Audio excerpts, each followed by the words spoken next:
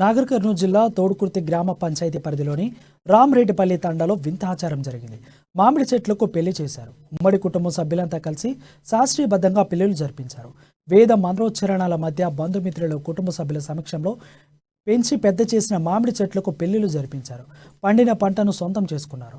మనుషులకు జరిపే పెళ్లిల మాదిరిగానే వేద పండితులు వేద మంత్రోస్తరణాలు మేళతాళాల మధ్య మామిడి చెట్లకు పెళ్లి కుమారుడు పెళ్లి కుమార్తె అలంకరణ చేసి తాళి కట్టించారు. అనంతరం తలంబ్రాలు ఆడపడుచులకు చీరసారలు అందించారు. బంధుమిత్రులు కుటుంబ సభ్యులతో సహా వనభోజనాలను చేసి మామిడికాయలను తెంచుకున్నారు.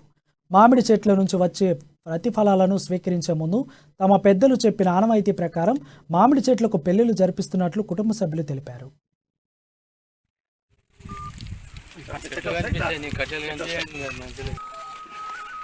ओपन कर ली दिन तो फोटो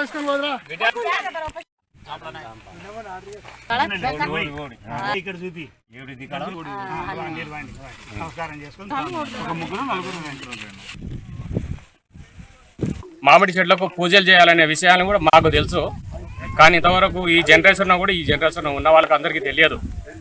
ఆ మామిడి చెట్లకు పూజలు చేయడం అనేది అది ఆచారం మొదటి నుంచి వస్తున్నది. కానీ ఈ రోజుల్లో ఈ జనరేషన్లో ఎవరికి తెలియదు కాబట్టి మామిడి చెట్ల పూజలు చేస్తలేము.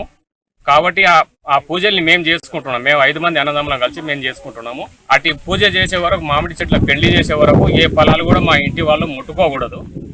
అది ఎవరు కూడా ముట్టుకోలేదు, ఇంటి వాళ్ళు ముట్టుకోకూడదు. కాబట్టి ఇప్పుడు ఈ మామిడి చెట్లను పూజ చేయడం వల్ల మంచి భవిష్యత్తుని ఇస్తుంది, మంచి పంటనిస్తుంది, మంచి కాపు వస్తుంది అనేది మాకు నమ్మకం. ఆ మంచి కాపు వస్తుంది అనే ఉద్దేశంతో మేము ఆ పంటపైనే ఆధారపడి బతకదలుచుకున్నాము. కాబట్టి ఆ మంచి కాపు కొరకని చెప్పి